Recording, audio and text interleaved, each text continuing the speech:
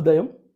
క్రీస్తునందు ప్రియమైన విశ్వాసులారా, సజీవుడు పునరుద్ధారుడైనటువంటి మన విమోచకుడైన యేసుక్రీస్తు వారి యొక్క ఉన్నతమైనటువంటి శుభప్రదమైన నామంలో మీ అందరికీ ఉదయకాల శుభాలు తెలియజేస్తున్నాను.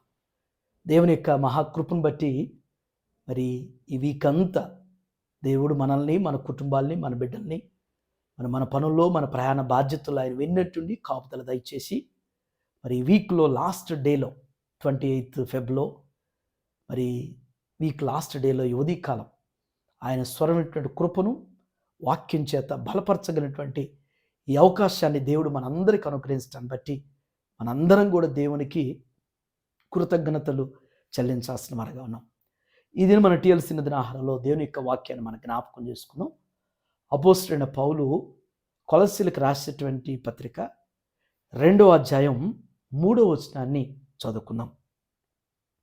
బుద్ధి జ్ఞానముల సర్వ సంపదలు ఆయన యందే గుప్తములై ఉన్నవి. దేవుని బిడ్డలారా, ఈ ఉదయకాల సమయంలో ఈ భూమి మీద మనకు కావలసినటువంటిది ఒక శ్రేష్టమైనటువంటివి రెండింటిని పౌలు ఆనాటి కొలస్సే సంఘానికి, నేటి విశ్వాసులు మనకి జ్ఞాపకం చేస్తున్నాడు.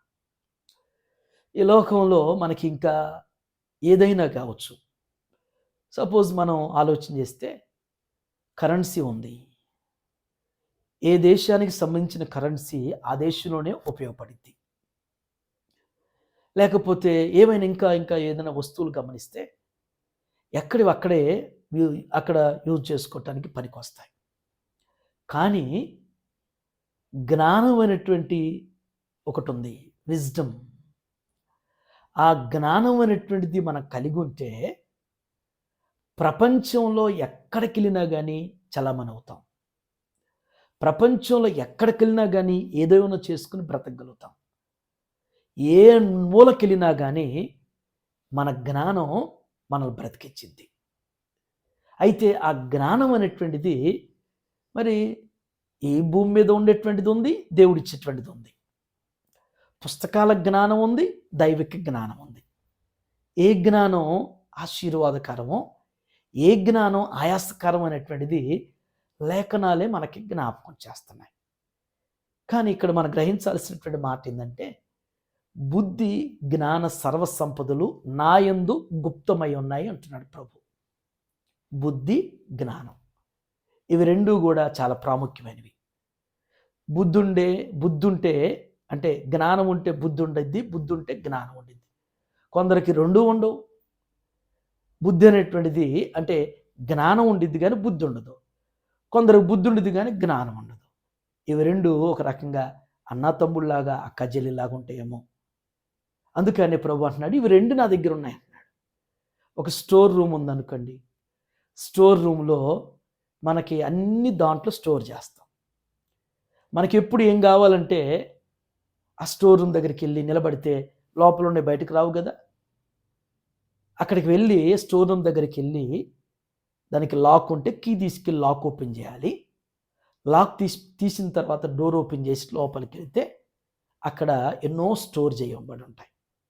వాటిలో మనకు కావలసినవి ఏంటో అక్కడ నుంచి సెలెక్ట్ చేసుకుని తెచ్చుకోగలుగుతాం. ఇప్పుడు దేవుణ్ణి మనం కలిగి ఉంటే దేవునితో సంభాషించటం, దేవునితో ముచ్చటించటం, దేవుని దగ్గర నుంచి పొందుకోవటం ఏంటో అది మనకు తెలిసి ఉంటే, ఆ కీ అనేటువంటిది మనకి ఎరుగుంటే ఆ బుద్ధి జ్ఞానం అనేటువంటిది మనం పొందుకోగలుగుతాం. ఆ గుప్తంగా ప్రభు దగ్గర ఉన్నటువంటివి మనం సంపాదించగలుగుతాం. అక్కడ ఇంకొక మాట ఉంది, సర్వ సంపదలు. ఈ భూమి మీద కావలసినటువంటివి, మనుషులు ప్రాకులాడేవి, మనుషులు చేసేటువంటి ద్రోహాలు, మోసాలు, అన్యాయాలు, దుర్మార్గాలు, ఇవన్నీ కూడా దేని కొరకు అంటే సంపద, సర్వసంపదలు. దేవుడు అంటున్నాడు, బుద్ధి జ్ఞానం సర్వసంపదలు నా యొద్ద గుప్తమై ఉన్నాయి, నాలో ఉన్నాయి, నా దగ్గర ఉన్నాయి అని ప్రభు అంటున్నాడు. మనమేమో నా దగ్గర వచ్చి తీసుకుని అన్న ఆయన్ని ప్రక్కన పెట్టేసి లోకంలో ఎక్కడెక్కడికో పరుగులు ఎత్తుతూ ఉంటాం. ఎవరెవరి దగ్గరకో వెళ్ళి చేతులు జారుతూ ఉంటాం. ఎవరెవరినో అడుక్కుంటూ వారి మీద ఆధారపడుతూ నాకు ఇవ్వండి అని బ్రతిమలాడుతూ బాధపడుతుంటాం. కానీ ప్రభు అంటున్నాడు, మనకు కావలసినవి ప్రభువులో ఉన్నాయి. కొన్నిసార్లు అనిపించింది, నేను జ్ఞానం లేదు, నాకు బుద్ధి లేదు, నాకు ఇవి లేవు, అవి లేవు, నేనేం చేయలేకపోతున్నా, నా దగ్గర ఏది లేవు, అది చెప్పుకుంటాం. ఈ ఉదయకాల సమయంలో ఈ వీక్ లాస్ట్ డేలో దేవుడు జ్ఞాపకం చేసిన మాట, బుద్ధి జ్ఞాన సర్వ సంపదలు నా యందు గుప్తమై ఉన్నాయని ప్రభువారు ఆ గుప్త నిధులుగా మనకి ఇవ్వటానికి మన నజరేడైనటువంటి యేసయ్య ఇష్టపడుతున్నాడు. ఆయన దగ్గరకు వచ్చి ఆయన్ని అడిగి ఆయన దగ్గర పొందుకోగలిగినటువంటి రీతిలో పరిశుద్ధాత్ముడు మనల్ని బలపరుస్తూ ఆయన రాకడికి సిద్ధపరచును కాక. ఆమేన్. ఈ దిన మన క్వశ్చన్ ఏంటంటే, ఇలా అడిగి సర్వసంపదలు ఆయన ఎందుకు గుప్తమై ఉన్నాయి కదా, అలా ప్రభువుని అడిగి పొందుకున్నటువంటి భక్తుల్లో ఎవరో ఒకరి పేరు రాయండి. అలాగా జ్ఞానం, బుద్ధి, జ్ఞాన సర్వసంపదలు పొందుకున్నటువంటి వారిలో ఎవరో ఒకరు భక్తుని యొక్క పేరును మీరు ఆన్సర్గా కమెంట్ బాక్స్లో పోస్ట్ చేసి మనం చేస్తున్నాం. ప్రార్థన చేసుకుందాం. పరిశుద్ధుడ మహోన్నతుడి తండ్రి, కృపగల నేను మీకు వందనాలు ప్రభువా. ఏ ఉదయం నాయన ఈ వీకు లాస్ట్ డేలో శ్రేష్టమైనటువంటి తలంపుల ద్వారా మాతో మీరు మాట్లాడినందుకు వందనాలు తండ్రి. జ్ఞానటువంటి సొలొమోను జ్ఞాపకం చేసినట్లుగా సూర్యుని కింద మానవుని యొక్క ప్రయాసంతా కూడా వ్యర్థమని జ్ఞాపకం చేస్తున్నాడు. వ్యర్థమైనటువంటి వాటి కొరకు నాయన అహర్నిశలు నా తండ్రి శ్రమిస్తూ నా తండ్రి అపజయాలు, ఓటమిలు, అవమానాలు, నిట్టూర్పులు, నిందలు, కష్టాలు, కన్నీళ్ళలోనే కరిగిపోయినటువంటి బ్రతుకులు మాయ ప్రభా. అయితే నా ప్రభా మీ లేఖనం నా తండ్రి మాకు జ్ఞాపకం చేసిన తండ్రి, బుద్ధి జ్ఞాన సర్వ సంపదలు మీలో గుప్తమైనదని మీరు సెలవిచ్చారు అయ్యా.